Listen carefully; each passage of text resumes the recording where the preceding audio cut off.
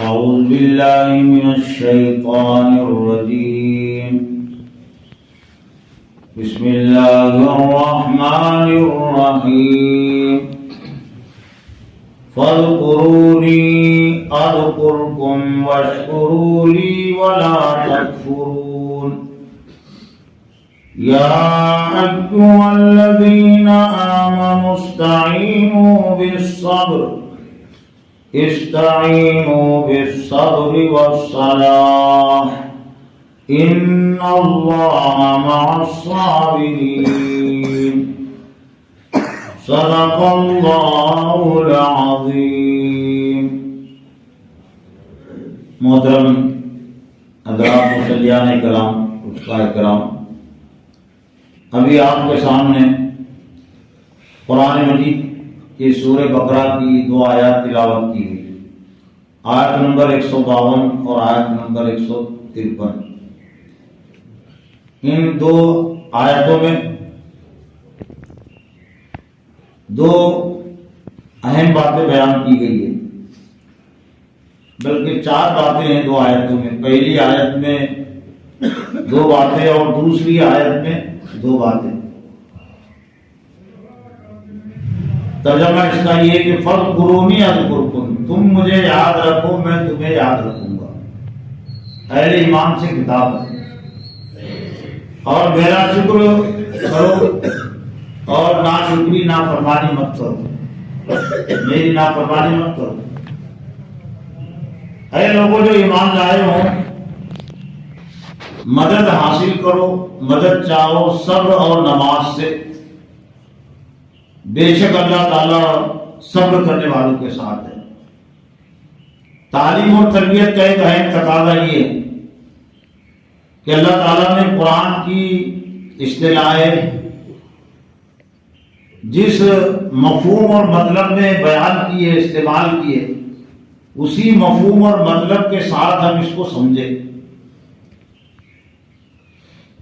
اپنا مطلب اس میں داخل نہ کریں. لیکن آج جو امت مسلمہ جو کمزور ہوئی ہے، دینی لحاظ سے کمزور ہوئی ہے،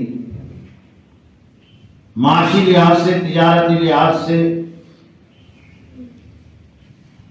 سیاسی لحاظ سے جو کمزور ہوئی ہے، کمزوری کے اثرات اگر آئے بھی ہے تو دینی لحاظ سے پہلے کمزور ہوئی ہے. یہی دینی اصطلاح تھی جب مسلمانوں نے لفظ دین میں روح بھری تھی، جان بھری تھی، اور اسلام کو دین کی حیثیت سے قبول کیا تھا. دین کہتے طریقے زندگی کو. تو اس دین نے ان کو دنیا میں غالب کر دیا تھا. لفظ ذکر میں مسلمانوں نے روح بھری تھی اور لفظ ذکر کو اسی حیثیت میں لیا تھا امت مسلمہ نے جس حیثیت میں اللہ تعالیٰ نے اس کو بیان کیا ہے.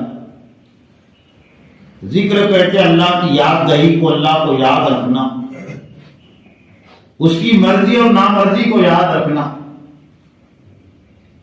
لیکن ذکر کی اصطلاح بھی ایک طرح سے مردہ ہو گئی، دین کی اصطلاح بھی مسلمانوں کے نزدیک مردہ ہو گئی. جاہلوں کو چھوڑیے، لیکن احتساب کے لیے کیونکہ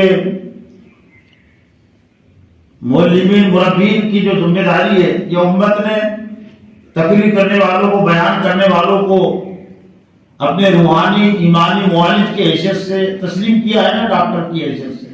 جس طرح سے جسمانی ڈاکٹر ہوتے ہیں اور لوگ ان کے پاس اپنی جسمانی بیماریوں کو لے کر جاتے ہیں، وہ مرض کو دیکھتے پھر علاج کرتے ہیں. اور جو جسمانی مریض، جو جسمانی ڈاکٹر مرض کو نہیں دیکھے گا، مریض کی تشخیص صحیح طور سے نہیں کرے گا، علاج نہیں کر سکتا. تو جب اس میدان میں کام کر رہے تعلیم و تربیت، تو ان کی ذمہ داری یہ بھی بنتی ہے کہ وہ دیکھے کہ امت کا اصل مرض کیا ہے، اصل بیماری کیا ہے. آج جو علاج نہیں ہو رہا ہے امت کا تقریروں سے، بیانات سے، تو زیادہ تر مقررین، واعظین نے، مدرسین نے مرضوں کو جاننے کی، سمجھنے کی کوشش نہیں کی ہے. اندازے میں تیر چلائے جا رہے ہیں، جس کی وجہ سے علاج میں نہ تقریر کرنے والے سمجھتے کہ ہم کو کیا کہا جا رہا ہے، ہم کو کیا کرنا چاہیے، نہ بیان کرنے والا یہ جانتا ہے کہ میرے جو سامنے جو بیٹھے ہوئے ان میں دینی لحاظ سے کس قسم کا مرد ہے۔ اس کے بعد مثال آپ سمجھ سکتے نا، ذکر کے حوالے ذکر کی اہمیت آپ بتائیں گے تو ذکر کا کیا مردہ جو مفہوم ہے ذہن و دماغ میں وہی بات آئے گی نا۔ ذکر کے معنی ورد کے ہیں عام مسلمانوں کے ذہن و دماغوں میں، دین کے معنی مسلمانوں میں نماز روزہ زکات اور حج کے ادائیگی کی، وہ بھی ادائیگی کی حد تک، ورنہ نماز تو مکمل دین ہے۔ لیکن جاہلوں سے نہیں، عام مسلمانوں کو 60 سالہ 70 سالہ کچھ دورے میرے ہوتے ہیں الحمدللہ، اللہ کا فضل کرم ہے کہ امام ہونے کے باوجود اللہ نے کچھ کام کرنے کا موقع دیا ہے، تو کوسر سے 300 کلومیٹر مغرب کی سمت، 300 کلومیٹر مشرق کی سمت، 300 کلومیٹر شمال کی سمت اور 300 کلومیٹر جنوب کی سمت تک میرے دورے ہیں۔ تقریباً 100 مقامات تو ہے جہاں پر جانا ہوتا ہے سال میں ایک مرتبہ۔ جمعہ کے موقع سے تو کم ہی ہے، ان میں سے جو ہے وہ جو موقع وہ تو 25-30 مقامات ایسے جمعہ کے موقع سے، لیکن جمعہ کے علاوہ بھی تو پنج وقتہ جو 70 سالہ 60 سالہ پنج وقتہ نمازی، اس سے اگر پوچھا جائے، میں نے پوچھا کہ دین کسے کہتے ہیں، تو اس نے کہا کہ نماز روزہ زکات اور حج۔ تو اس میں غلطی کس کی ہے؟ ان کے بیچارے وہ تو 60 جو تو بڑی عقیدت اور محبت سے مسجد میں آ رہے ہیں، جن میں سے 5 مرتبہ تو امام کی ذمہ داری تھی، جمعہ میں بیان کرنے والے کی ذمہ داری تھی کہ وہ دین کا مطلب بتاتا، تو وہ کہتا ہے نماز روزہ تک میں نے کہا میں نماز کے لیے تو صلاۃ کا لفظ نماز میں آذان میں تم سنتے کیا نہیں؟ حی علی الصلاۃ کا مطلب کیا؟ بولے آؤ نماز کی طرف۔ پھر صوم کا لفظ سنتے کہ نہیں رمضان میں؟ یا ایھا الذین آمنوا کتب علیکم الصیام، اے ایمان والو تم پر روزے فرض ہے، تو روزے کے لیے تو صوم کے الفاظ ہے۔ اور پھر زکات کا لفظ تو سنتے ہوں گے نا، اقیموا الصلاۃ وآتوا الزکات، ہاں بولے وہ بھی تو زکات تو اس کے لیے لفظ زکات ہے نا۔ حج کا لفظ بھی تو سنتے ہوں گے نا، حج کا لفظ، ہاں بولے دین میں کا دین، میں نے تو دین کو اتنا لگا اس کے لیے سب الفاظ الگ الگ ہے نا۔ تو بولا ٹھیک کہ اس میں آپ کی غلطی نہیں ہے، آپ کے امام صاحب کی غلطی ہے۔ دین کہتے ہیں طریقے زندگی کو، ان الدین عند اللہ الاسلام ہے نا، وہ بھی سنتے رہتے لیکن توجہ کو نہیں دلائی جاتی نا۔ ان الدین عند اللہ الاسلام، بے شک اللہ کے نزدیک دین یعنی طریقے، پسندیدہ جو طریقہ ہے وہ صرف اسلام ہے۔ اور دین کا ترجمہ ہندی کے مترجمین نے کیا، بالکل صحیح کیا، جیون پرنالی۔ اور انگریزی کے مترجمین نے دین کا ترجمہ کیا سسٹم آف لائف، لیکن 5 وقت نمازیوں نے ترجمہ کیا نماز روزہ زکات اور حج۔ 60 سالہ 70 سالہ دوسرے جو دین کے باہر ہیں تو کمل کو سمجھتے کہ دین کا مطلب ہے طریقے زندگی، ضابطۂ زندگی، جس میں عقیدہ بھی ہے، جس میں عمل بھی ہے، جس میں تجارت بھی، نظام زندگی میں کیا نہیں ہوتا، طریقے زندگی، سسٹم آف لائف کا مطلب ہو تو پوری زندگی اس میں آ جاتی ہے۔ اس حیثیت سے امت نے جب تک دین کو قبول کیا تھا تو انگلی رسانے کی جگہ نہیں تھی ابلیس کے لیے اور ابلیس کے پیروکاروں کے لیے۔ مسلط ہونا تو بہت آگے کی چیز ہے، مسلمانوں کی زندگیوں میں انگلی رسانے کی جگہ نہیں ملی تھی۔ زیادہ سے زیادہ انہوں نے کیا کیا؟ منافقت کا سہارا لیا۔ کھلے طور سے تو نہیں آ سکتے تھے نا، تو وہ ہم بھی مانتے اسلام کو، ہم بھی قرآن کو مانتے، ہم بھی حدیث کو مانتے، تو منافقت کے سہارے سے کچھ آئے وہ، جس کا تذکرہ اللہ نے قرآن مجید میں وَمِنَ النَّاسِ مَن يَقُولُ آمَنَّا بِاللَّهِ وَبِالْيَوْمِ الْآخِرِ وَمَا هُم بِمُؤْمِنِينَ، کہ لوگوں میں سے کچھ لوگ ایسے جو کہتے ہیں اللہ پر ایمان لائے، آخرت پر ایمان لائے، لیکن وَمَا هُم بِمُؤْمِنِينَ، وہ مومن نہیں ہے، اس لیے کہ وہ صرف عبادت کی حیثیت سے وہ آ ہی نہیں سکتے تھے کہ ٹھیک ہے ہم اس میں نماز روزے میں تمہاری اتباع اور پیروی کریں گے اور باقی زندگی دوسروں کو گزاریں گے، اس حیثیت سے وہ آ ہی نہیں سکتے تھے۔ جس طرح سے مسجد میں ایک مسلمان کا امام جو ہے تو غیر مسلم نہیں ہو سکتا، بے دین نہیں ہو سکتا، بے دین اور غیر مسلم کے پیچھے نماز نہیں ہوتی نا، تو باہر کی زندگی میں کیسے درست ہوں گی؟ عبادت زندگی، پوری عبادت زندگی ہے مسلمان کی، عبادت کے لیے اللہ نے پیدا کیا، تو یہاں تو 10 منٹ کی 5 منٹ کی عبادت کے لیے تو مسلمانوں کا آج بھی عقیدہ ہے کہ غیر مسلم ہمارا امام نہیں ہو سکتا، اور باہر کی جو زندگی ہے تو وہاں مسلمان نہیں امام ہو سکتا. بالکل زمین آسمان کا فرق ہو گیا. یہاں غیر مسلم امام نہیں ہو سکتا، بے دین امام نہیں ہو سکتا، اور وہاں جو تو کوئی ایماندار اور دین کا چاہنے والا پسند کرنے والا وہ ہمارا امام نہیں ہو سکتا. تو پھر کیا بلڈوزر تک بات نہیں پہنچے گی؟ انارسی کچھ نہیں ہے. انارسی کی کیا ضرورت ہے؟ اس کا گھر بیٹھا لوگوں کو نکالنے پر رہیں گے زندہ تب باہر جائیں گے نا. انارسی کی ضرورت نہیں ہے نا. یہ انارسی ہوتی ہے، یہ محلے انارسی بنتی ہے. ہلدوانی کو علاقہ دیکھ لیجیے، ہلدوانی کا وہ انارسی ہے نا. انارسی کام بنانے کی کیا ضرورت ہے جن کے پاس طاقت اور قوت ہوتی ہے؟ لیکن یہ ان کا اصل میں ان کا اس میں کوئی بہت زیادہ طاقت اور قوت نہیں ہو، ہماری کمزوری کی وجہ سے ہم نے جو تو اسلام کو دین کے حیثیت سے قبول ہی نہیں کیا. ہم نے جو تو اسلام کی جو امامت ہے صرف اس کو مسجدوں میں مقید کر دیا، جبکہ یہاں کی وہ امامت ہماری جو تاریخ تھی، یہاں کی امامت پوری دنیا پر ہوتی تھی. اور مسلمانوں کے امیر امام نہیں ہوتے تھے یہاں کے مسجد کے امام، غیر مسلموں کے بھی امیر امام یہ ہوتے تھے. منبر و محراب تھے، جو سیاست چلتی تھی وہ مسلمانوں پر ہی نافذ نہیں ہوتی تھی. مسجد نبی سے جو سیاست چلتی تھی صرف مسلمانوں کے لیے چلتی تھی. کہ اللہ کے وسلم کے، حضرت صدیق، حضرت عمر فاروق، حضرت عثمان غنی، حضرت علی رضی اللہ تعالیٰ عنہ، قیصر و قیصر تک چلتی تھی وہ امامت.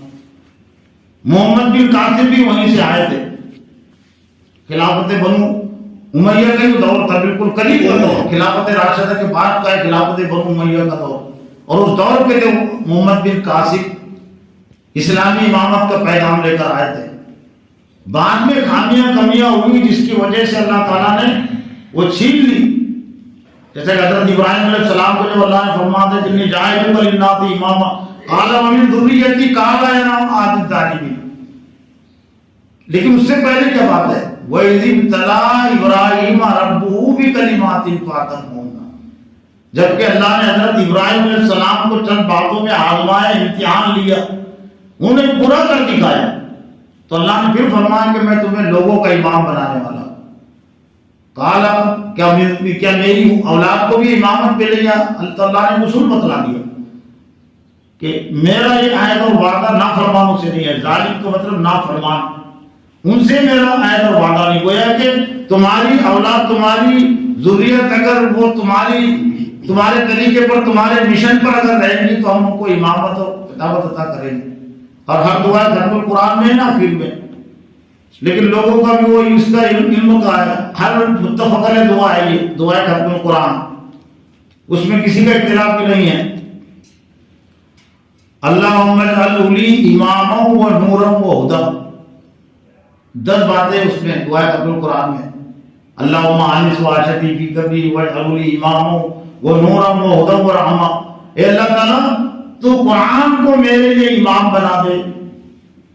لیکن ابھی 4 اماموں کا علم ہے نا مسلمانوں کو. امام بولے تو امام کون؟ امام حنیفہ، امام شافعی، امام احمد بن حنبل، امام مالک. لیکن یہ بات کے امام ہے. اللہ صلی اللہ علیہ وسلم کا امام قرآن تھا. صحابہ کرام کے 2 امام تھے، اللہ اور اللہ کا رسول. اور پھر جس کو اللہ کے رسول منتخب کرتے تھے وہ امیر کہتے تھے، لیکن اصل امام تو اللہ اور قرآن ہے نا. اور متفق علیہ تو وہ نہیں ہے. تو کتنے نمازیوں کو معلوم ہے کہ اصل ہمارا امام قرآن ہے؟ کتنے تراویح پڑھنے والوں کو معلوم ہے کہ دعائے ختم القرآن میں ہر دعا پڑھنے والا یہ کہتا ہے وَجْعَلْهُ لِي إِمَامًا وَنُورًا. اللہ تو اس کو میرے لیے امام، لیڈر، قائد بنا دے، پیشوا بنا دے، سامنے رہنے والا. لیکن ہم نے تو امام کو بھی سمجھنے کی کوشش نہیں کی نا کہ امامت میں کیسے چلتے ہیں. جب قرآن کو امام بنایا گیا تو قرآن کی مرضی اور قرآن کے احکام کو معلوم کرنا ضروری ہے. تو ذکر کے حوالے سے بھی وہی ورد کا جو تصور یہاں پر اللہ نے فرمایا، اس سے ذکر مسلم معاشرے میں جو ذکر کا جو تصور ہے تو خود اس آیت سے اس کی ترتیب ہو جاتی ہے اور مفہوم واضح ہو جاتا ہے کہ ذکر کا اصل مفہوم مطلب کیا ہے. فَاذْكُرُونِی أَذْكُرْکُم، میرا ذکر کرو میں تمہارا ذکر کروں گا. جس ذکر کا اللہ نے حکم دیا ہے وہی ذکر اللہ تعالیٰ نے اپنے لیے کہا کہ میں تمہارا ذکر کروں گا. تو کیا میرا نام کلیم کلیم ہے تو میں یہ امید رکھوں گا کہ اللہ میرے نام کی تسبیح پڑھتا ہوگا یا کلیم یا کلیم. کسی کا نام اگر ذاکر ہے تو کیا اللہ کے بھی تو اوپر رکھیں گے کہ اللہ یہ مطلب ہے کہ ذاکر ذاکر ذاکر اللہ یاد کرتا ہوگا. تم مجھے یاد رکھو میں تمہیں یاد رکھوں گا. اور اصل ذکر اللہ کا کلام قرآن مجید ہے. انا نحن نزلنا الذکر و انا لہ لحافظون. ہم نے اس ذکر کو نازل کیا اور ہم اس کے محافظ ہے. سبحان اللہ الحمدللہ اللہ اکبر لا الہ الا اللہ کے کلمات کو جو ذکر کے کلمات کہہ دیا جاتا ہے اور کہا جا سکتا ہے وہ اس معنی میں کہا جاتا ہے کہ سبحان اللہ کا لفظ قرآن سے نکلا ہوا ہے. اللہ اکبر کا لفظ قرآن سے نکلا ہوا ہے. لا الہ الا اللہ کا لفظ قرآن سے نکلا ہوا ہے. اس معنی میں اس کو ذکر کہا جا سکتا ہے. لیکن یہ کلمات کی بالکل اسی حیثیت سے جس طرح سے انسان کے جسم میں کان بھی ہے ہاتھ بھی ہے پیر بھی ہے. تو ہاتھ کو کوئی انسان نہیں کہہ سکتا نا. ہاتھ تو ہے انسان کا لیکن انسان تو نہیں ہے نا. پورے مجموعے کا نام ہوتا ہے انسان جس میں دماغ بھی ہے جس میں آنکھیں بھی ہے اور جس میں دل بھی ہے جس میں سب یہ اعضاء ہے تو وہ مل کر ہوتا ہے کہ انسان ہے. تو اسی طرح سے اصل جو ذکر ہے وہ اللہ کا کلام قرآن مجید اور اسی پر فرض قرونی تم مجھے یاد رکھو. ظاہر بات ہے اللہ کو یاد کرنے کا اصل ذریعہ کیا ہے؟ تم مجھے یاد رکھو اذکرکم میں تمہیں یاد رکھوں گا. بدلے کی بات کہی. کچھ حد تک ہم نے نماز کی عبادت میں یاد رکھا تو کم از کم ابھی صورت حال نہیں آئی کہ بھائی حکومت نے پالیسی بنائی کہ بھائی جتنی بھی مسجدیں ہیں تو یہاں پر بی جے پی کا امام رہے گا, کانگریس کی حکومت کانگریس کا امام رہے گا, ہم جس کو متعین کریں گے وہ مسجد میں امام رہے گا. یہ ایسی آ سکتی ہے اگر نہیں ایسی ہماری باقی رہی تو یہ آ سکتی ہے لیکن کم از کم ابھی نہیں. کیوں نہیں ہے؟ امت نے اعلان کر دیا نا اپنے علم و عمل سے کہ مسجد میں کوئی غیر مسلم ہمارا امام نہیں ہو سکتا. یہ اپنی واضح پالیسی انہوں نے بتا دی نا, اپنا واضح موقع واضح کر دیا کہ غیر مسلم کے پیچھے ہماری نماز نہیں ہوتی, غیر مسجد میں کوئی غیر مسلم ہمارا امام نہیں ہو سکتا. تو ایسا موقع ہم نے باہر کی زندگی میں واضح نہیں کیا نا. اگر باہر بھی واضح کرتے تو اس میں بھی اللہ مدد کرتا. اور سورہ کافرون کا جو پس منظر ہے وہ یہی ہے نا کہ مشرکین مکہ جب اللہ کے رسول مکہ میں تھے سیاسی طاقت اور قوت کے لیے دوسروں پر غالب کرنے کے لیے دین سیاسی طاقت اور قوت تو بولتے اپنے اوپر دین کو غالب رکھنے کے لیے غالب کرنے کے لیے کسی اجتماعیت کی بھی ضرورت نہیں ہے. اکیلے تھے حضرت ابراہیم علیہ السلام, ان کے ساتھ ایمان والے تھے کہاں؟ دنیا میں ایک بھی مسلمان ہے اس کے لیے لازم ہے کہ اپنے اوپر اللہ کے علاوہ کسی اور کے حکموں کو نافذ نہ ہونے دے. حضرت ابراہیم علیہ السلام نے آدر کے حکموں کو اپنے اوپر نافذ نہیں ہونے دیا, نمرود کے حکموں کو اپنے اوپر نافذ نہیں ہونے دیا, قوم کے حکموں کو اپنے اوپر نافذ نہیں ہونے دیا. اکیلے تھے نا. تو جب اسلام بڑھ رہا تھا تو مشرکین مکہ نے کہا ٹھیک ہے آپ بھی ہم بھی آپ کی باتوں کو مان لیتے کچھ آپ ہماری بات کو مان لیتے. اسی پس منظر نازل ہوئی سورہ کافرون قل یا ایھا الکافرون لا اعبد ما تعبدون. ایک ہی بات ہے لیکن 4 مرتبہ کی تکرار کے ساتھ اللہ نے اس کو بیان کیا. لا اعبد ما تعبدون ولا انتم عابدون ما اعبد ولا انا عابد ما عبدتم ولا انتم عابدون ما اعبد لکم دینکم ولی دین. مولانا مودودی رحمۃ اللہ علیہ نے یہی بات پیش کی تھی. یہ کانگریسی علماء کے سامنے جو متحدہ قوم کا فتنہ لے کر تحریک چلا رہے تھے قوم وطن سے بنتی ہے, انہوں نے کہا تھا کہ اگر کچھ ہو سکتی بات تو ہم یہ کہ تمہارے لیے تمہاری سیاست مسلم معاشرے پر کوئی حکم نافذ نہیں ہو. جس طرح سے مسجد میں کسی غیر مسلم کا حکم نافذ نہیں ہوتا, ہماری تجارت میں ہمارے معاملات میں کسی غیر مسلم کا حکم نہیں چلے گا. حکومت در حکومت جسے کہتے ہیں. جیسے مکہ میں اللہ علیہ وسلم کل تو معاملہ حضرت صدیق حضرت عمر حضرت خباب بن حضرت بلال رضی اللہ تعالیٰ پر ابو لہب کا حکم چلتا تھا کہ اللہ کے رسول کا چلتا تھا؟ نہیں کرنے دیا نا. حضرت خباب بن عرب نے حضرت بلال نے اپنے اوپر اللہ اور اس کے رسول کے علاوہ کسی اور کے حکموں کو نہیں نافذ ہونے دیا. ان پر مشکلات آئی، پریشانیاں آئیں، لیکن قبول نہیں کیا نا انہوں نے. لیکن سب سے بات دکھائے تھے سیاسی پارٹیوں نے، سیکولر پارٹیوں نے. دیکھتے ہو اب تو صورت سامنے آ گئی نا کہ سیکولر پارٹی کو لیکن وہ خود دبتے ہوئے گر رہی، اور وہ خود اس میں جانے پر مجبور ہے ای ڈی کے ڈر سے. حکومتیں بدل رہی ہے اور جمہوریت کی کیا حقیقت ہے وہ بتانے کی ضرورت نہیں. میں 30-32 سال سے جمہوریت کی خامیاں، سیکولرزم کی خامیاں میں پیش کر رہا ہوں، لیکن یہ کام میرا ہلکا ہو گیا. یہ ووٹنگ کی سیاست کی خامیاں خرابیاں میں 30-32 سال سے تحریک چلا رہا ہوں اس کے خلاف. جماعت اسلامی میں رہتے ہوئے بھی جماعت اسلامی کی ووٹنگ پالیسی سے مجھے اتفاق نہیں ہے.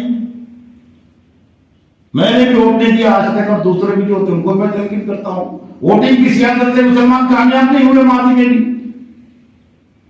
اور جماعت اسلامی بنگلہ دیش، جماعت اسلامی پاکستان میں جو ناکام ہوئی ہے ووٹنگ کی سیاست میں جانے کی وجہ سے ناکام ہوئی ہے. اخوان المسلمین بھی جو ناکام ہوئی ہے ووٹنگ کی سیاست کی وجہ سے. لیکن طالبان حماد نے ووٹنگ کی سیاست کا سہارا نہیں دیا. نہ انصافی کی تائید ہے نا. ایک طرف تم کہتے ہیں کہ عالم جاہل کافر مسلم دونوں برابر نہیں ہو سکتے، اور دوسری طرف دونوں کی رائے برابر. یہ رائے جھوٹی بات کیسے مان لیا آپ نے؟ جب دونوں برابر نہیں ہو سکتے، عالم جاہل دونوں کی رائے برابر کیسے ہو سکتی؟ اور جب کہ یہ اصول ہے کہ جو عہدے کی لالچ اور طلب رکھتا ہے تو اس کے حق میں رائے دینا جائز. جماعت کا بھی حقوقات بھی یہی ہے. جب جماعت کے لیے رائے مانگی جاتی ہے نا، امیر مقامی ہے، سیکرٹری اپنے امیر حلقہ ہے، تو شرط لگائی جاتی ہے کہ رائے دے، لیکن دفعہ نمبر 5 کا لحاظ کرے، جس میں یہ ہے کہ جس کے اندر عہدے کی طلب اور جستجو ہے تو اس کی حق میں رائے نہیں دی جا سکتی، اس کو ووٹ نہیں دیا جا سکتا. تو کون نیچے سے اوپر دلی سے گلی تک بتائیے نا مجھ کو، کون سا ایسا امیدوار ہے کہ جس کے اندر عہدے کی طلب اور جستجو نہیں ہے؟ ہزاروں لاکھوں روپئے رشوت لے کر عہدے وہ امیدوار بننے کی کوشش ہوتی ہے. تو ایک طرف تو مطلب اسلام پر جماعتوں کو موقع بھی ہے کہ اس کے حق میں رائے نہیں دی جا سکتی جس کے اندر عہدے کی طلب اور جستجو ہے. اور اسلام کے جو اصول ہیں وہ سب کے لیے ہوتے ہیں، عام انسانوں کے لیے وہی اصول ہوتے ہیں. تو خیر آپ مجھ کو اس میں دماغ پاشی کی ضرورت باقی نہیں رہی. ووٹنگ کی سیاست سے یہاں پہنچے مسلمان، سیکولرزم کی تائید سے یہاں تک پہنچے مسلمان. اور بی جے پی جو کچھ کر رہی ہے جمہوریت کا سہارا لے کر رہی ہے، غیر جمہوریت میں کوئی کام نہیں کر رہی. دستور نے حق دیا ہے اس کو، دستور میں ہے نا جس کے بعد اکثریت ہے وہ جو چاہے قانون بنا سکتی ہے. ای ڈی کا استعمال جو کچھ وہ کر رہی ہے جمہوریت کی بنیاد، جو بلڈوزر چلائے جا رہے ہیں وہ ایسے جیسے فسادات ہو جاتے تھے، فسادات نہیں ہے نا، وہ پولیس کا اور کلکٹر کا سہارا لے کر، گویا کہ حکومت کا سہارا لے کر رہے ہیں. تو آج بھی کچھ تنقید کر بھی رہے تو بی جے پی پر کر رہے ہیں. تو بی جے پی کیا اس پہ کیا ہوتا ہے؟ بی جے پی کو حق دیا جمہوری نظام نے، وہ جو چاہے کام بنا سکتی ہے. حکومت جس کے ساتھ ہے، جمہوریت کا مطلب ہی ہے کہ لوگ اکثریت جو چاہے وہ فیصلہ کریں گے. تو آج ایسے کئی گزرے حالات میں بھی جہاں سے وہ تقویت ملی ہے ظلم و ستم کو جمہوری نظام سے اور اس کی تائید سے، اس کو لوگ برا نہیں سمجھ رہے، جبکہ جڑ اثر وہی ہے. تو مجھے یاد رکھو، میں تمہیں یاد رکھوں گا، واشکرونی ولا تکفرون، اور میرا شکر بجا لاؤ اور ناشکری مت کرو. یا ایھا الذین آمنوا استعینوا بالصبر والصلاۃ، اے لوگوں جو ایمان لائے ہو مدد چاہو صبر اور نماز سے، صبر اور نماز سے مدد لو. لیکن یہاں پر بھی نماز لینے کا مفہوم مطلب لوگوں نے صرف پڑھنا مراد دے دیا، یہ بھی اصطلاح تبدیل ہو گئی. نماز کے 4 بنیادی تقاضے جو قرآن مجید کی آیات سے واضح آ چکے. ایک ہے ادائیگی نماز، یہ بھی فرض ہے، لیکن ادائیگی نماز کا وقت بہت مختصر ہے. پورے 5 نمازوں کا ادائیگی کا وقت ایک مطابق اندازے جو بنتا ہے وہ 1.25 گھنٹہ. 15 گھنٹے میں نماز ہو جاتی ہے نا پوری وضو کے ساتھ، اس کے ساتھ، تو 15 × 5 = 75. تو 75 منٹ کا عمل ہے ادائیگی. 24 گھنٹوں میں اگر آپ اس کو تقسیم کریں گے تو وہ 5% آتا ہے. تو ادائیگی نماز کا جو عمل ہے نماز کے پس منظر وہ 5%. 95% نماز کا جو تعلق ہے وہ اقامت صلاۃ، حفاظت صلاۃ اور استعانت صلاۃ۔ اقامت صلاۃ نماز مسجد میں ادا نہیں ہوتی، نماز مسجد میں قائم نہیں ہوتی، ادا ہوتی ہے۔ اور یہ کوئی میں اپنے کوئی دل سے نکالی بات نہیں کر رہا، قرآن کی اصطلاح سے میں نے یہ مفہوم لیا، وہ سمجھا۔ وہ سورہ عنکبوت کی آیت پڑھ لیجیے جہاں سے 21واں پارہ شروع ہوتا ہے، اقیم الصلاۃ ان الصلاۃ تنہی عن الفحشاء والمنکر، نماز قائم کیجیے، بے شک نماز روکتی ہے منکر فحش کاموں سے۔ تو کیا ادائی نماز مراد ہے؟ کیا ادائی نماز میں تو معروف بھی نہیں کر سکتے نا، سلام کا جواب دے سکتے کہ نماز کی حالت میں؟ نماز کی حالت میں کسی کو آپ کہہ سکتے کہ چپ رہو، جھوٹ مت بولو، نماز میں کہہ سکتے کیا؟ ادائی کی نماز میں زنا کر سکتے کیا؟ زنا سے روکتی ہے نا، مسجدوں میں زنا ہوتا ہے کیا؟ ادائی کی نماز میں کوئی زنا کر سکتا ہے کیا؟ وہ ہے باہر کی نماز جو سلام پھیرنے کے بعد ادا ہوتی ہے، گلیوں میں، روڈوں پر، تجارت میں، وہ ہے اقامت صلاۃ۔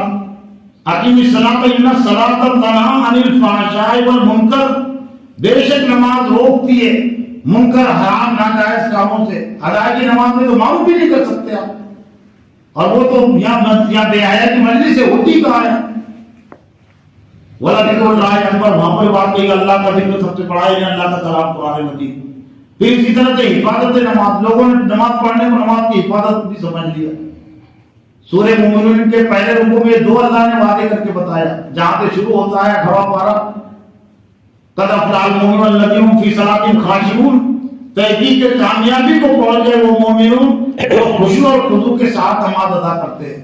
تو نماز کی ادائیگی تو آگے نہیں، لیکن جہاں پر ان کی صفات ختم ہوتی ہے، مکمل ہوتی ہے، آخری صفت ہے والذین هم علی صلواتہم یحافظون، درس دینے والے ہوں گے اس میں، اور وہ اپنی نمازوں کی حفاظت کرتے ہیں۔ تو خشوع خضوع کے ساتھ نماز ادا کرتے تو پہلی صفت آ گئی۔ ادا کر لینا کافی نہیں، حافظ کا مطلب ہوتا ہے یاد رکھنا، اللہ اکبر کو یاد رکھتے، ایاک نعبد کو نہیں بھولتے، اہدنا الصراط المستقیم کی حفاظت کرتے ہیں، غیر المغضوب علیہم ولا الضالین کی حفاظت کرتے ہیں، والذین هم علی صلواتہم یحافظون، اور اپنی نمازوں کی حفاظت کرتے ہیں۔ حافظون صلواتی کا مفہوم مطلب بھی یہی ہے، کمانے کے بعد ایک ذمہ داری کمانے کی، ایک ذمہ داری حفاظت کی ہوتی ہے نا، تو جو کچھ تم نے ادا کی تو اب فضل کی حفاظت کرو، ظہر کی نماز تک ایاک نعبد و ایاک نستعین کی حفاظت کرو، اور اگر بھول گئے تو 73 تنبیہ سورہ معون میں فویل للمصلین الذین هم عن صلاتہم ساہون، تباہی بربادی ہے، جہنم ہے نماز پڑھنے والوں کے لیے۔ الذین هم عن صلاتہم ساہون، جو اپنی نمازوں کو بھول گئے۔ ساہو کا لفظ ہے، سجدے سو کب ہوتا ہے؟ بھول جاتا ہے کوئی، تو یہاں تو گنجائش ہے کہ سجدہ کرنے سے وہ اس کی تلافی ہو جاتی ہے، تو باہر مت بھولو نماز کو۔ تباہی بربادی ہے جو نمازوں کو بھول گئے۔ نماز چھوڑنے والوں کا کوئی تصور ہی نہیں اسلام میں، لیکن نماز پڑھنا ہی کافی نہیں، نماز کو یاد رکھنا بھی ضروری ہے، ورنہ اگر آپ نے بھلا دیا تو مجرم ٹھہریں گے۔ پھر اسی طرح سے اقامت نماز استعانت میں بھی سورہ بقرہ کے 4 رکوع میں آیت نمبر، سورہ بقرہ کی آیت نمبر 45 ہے، وَأَقِیمُوا الصَّلَاةَ وَآتُوا الزَّکَاةَ وَارْكَعُوا مَعَ الرَّاکعِینَ، نماز قائم کرو، رکوع کرنے والوں کے ساتھ، زکات و رکوع کرو، رکوع کرنے والے جماعت کے ساتھ نماز ادا کرو۔ اور پھر اس کے بعد کی وہ آیت وَاسْتَعِینُوا بِالصَّبْرِ وَالصَّلَاةِ وَإِنَّهَا لَكَبِیرَةٌ إِلَّا عَلَى الْخَاشِعِینَ، اور مدد چاہو صبر اور نماز سے، لیکن بہت بھاری ہے، لیکن اللہ کا ڈر رکھنے والوں پر بھاری نہیں۔ نماز پڑھنے کو بھاری نہیں کہا گیا، 10 سال کا بچہ بھی نماز ادا کر سکتا ہے، 80 سال کا بوڑھا بھی نماز ادا کر سکتا ہے۔ یا بھاری نفع سے مدد لینے کو، صبر سے مدد لینے کو بھاری کہا گیا ہے۔ نماز سے مدد لینے کا مطلب اللہ اکبر سے مدد لینا۔ اللہ اکبر سے آپ مدد لیں گے تجارت میں، سب سے پہلے تو نفس ناراض ہو جائے گا۔ بیوی کا دین اگر دینی نہیں ہے، نکاح کے سلسلے میں اگر مدد لیں گے اللہ اکبر سے کہ اللہ اس کے رسول کا حکم نکاح میں چلنا چاہیے، میرے بیٹے کی نکاح میں میری بچی کے نکاح میں اللہ اور اس کے رسول کا حکم سب سے بڑا ہونا چاہیے. بیوی کا ذہن نہیں تو بیوی آنے آ جائے گی, بیوی سے جنگ کرنا پڑے گی نا. بچوں کا ذہن دینی نہیں ہے, بچوں سے جنگ کرنی پڑے گی آپ کو. یا تو باپ مانے یا پھر علیحدہ ہو جائے, بائیکاٹ آپ کا ہو جائے گا. ہمارے باپ جو ہے تو پرانے زمانے کے ہیں, بوڑھے گھوسن, ان کو معلوم نہیں شادی کیسے ہوتی ہے, تو اس لیے بھاری کہا گیا, بہت بھاری ہے نماز سے مدد لینا.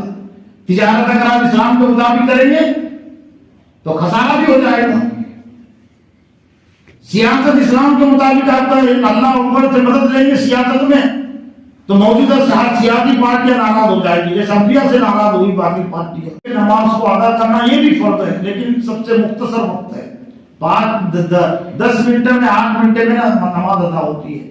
دوسرا فریضہ ہے نماز کو قائم کرنا. وہ اہم ہے, اس لیے زیادہ تر الفاظ وہ اقیم الصلاۃ کے علاوہ استعمال ہوئے. اپنے ذہن و دماغوں میں نماز کو قائم رکھو, قائم کرو, تجارت میں قائم کرو, سیاست میں قائم کرو.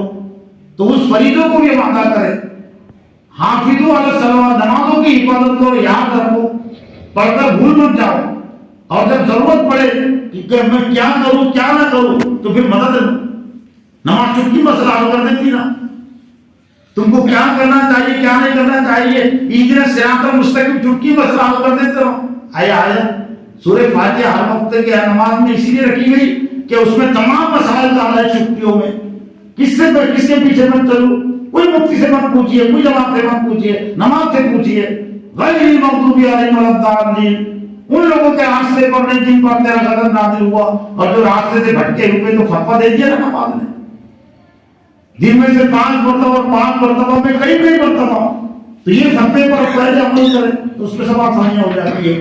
تو یہ چند باتیں میں نے میری اپنی تذکیر آپ کی تذکیر توجہ کے لیے رکھی. اللہ تعالیٰ سے دعا ہے کہ اللہ تعالیٰ مجھے بھی اور آپ کو بھی دین کے صحیح مفہوم اور مطلب کو سمجھنے کی توفیق عطا فرمائے, ذکر کے صحیح مفہوم مطلب کو سمجھنے کی توفیق عطا فرمائے, نماز کے بھی صحیح مفہوم مطلب کو سمجھنے کی توفیق عطا فرمائے. ربنا تقبل منا انک انت السمیع العلیم وتب علینا انک انت التواب الرحیم برحمتک.